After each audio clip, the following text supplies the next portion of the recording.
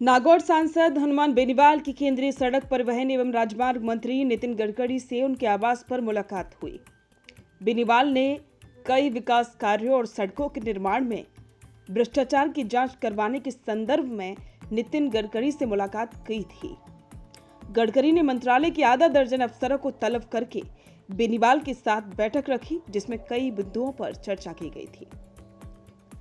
लोकसभा में साल 2024-25 के लिए अनुदान की अनुपूरक मांगों के दूसरे बैच के संबंध में और वर्ष 2021 और 22 अतिरिक्त अनुदान की अनुपूरक मांगों पर हुई चर्चा में भाग लेते हुए राष्ट्रीय लोकतांत्रिक पार्टी के अध्यक्ष और नागौर सांसद हनुमान बेनीवाल ने कई मुद्दों को उठाया था।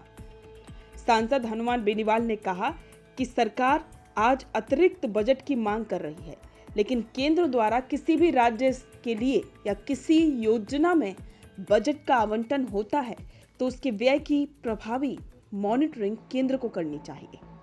उन्होंने वित्त मंत्री का ध्यान आकर्षित करते हुए कहा कि केंद्र की विभिन्न योजनाओं हेतु भेजी गई राशि में से 1.40 लाख करोड़ रुपए अब भी बैंक खाते में पड़े हुए हैं। इसका जिक्र इस बजट में किया गया है। सांसद ने एमएसपी को कानून के दायरे में लाने और किसान की आर्थिक स्थिति मजबूत करने के लिए किसानों की संपूर्ण कर्ज माफी की मांग दोबारा से संसद में उठाई।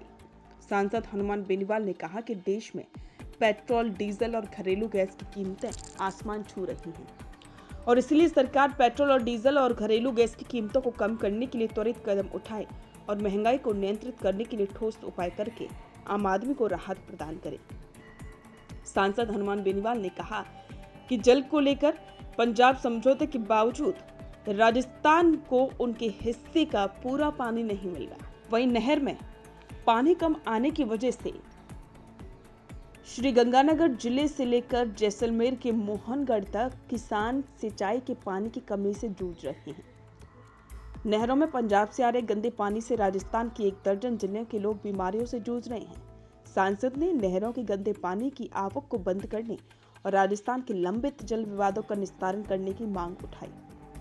सांसद हनुमान बेनीवाल ने संसदीय क्षेत्र नागौर सहित राजस्थान के कई जिलों में निकलने वाले लाइमस्टोन, बजरी और खनन 1-2 हेक्टेयर के छोटे पट्टे किसानों को देने की मांग की।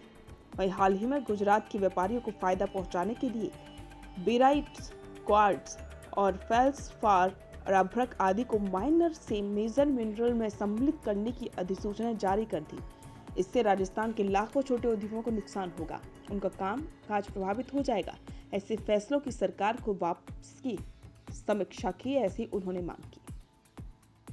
इसके अलावा सांसद हनुमान बेनीवाल ने नागौर जिले के डेगाना क्षेत्र में टंगस्टन का खनन दोबारा से शुरू करने की मांग की और सरकार का ध्यान आकर्षित करते हुए विश्व विख्यात पान मेथी को जीआई टैग देने की मांग करते हुए कहा, जीआई टैग की आवेदन पर जो कमियां आपके मंत्रालय ने निकाली हैं, उन कमियों को पूर्ति करके जिला प्रशासन नागौर द्वारा भेज दी गई हैं और अब सरकार को जल्द ही इस पर समीक्षा करनी चाहिए।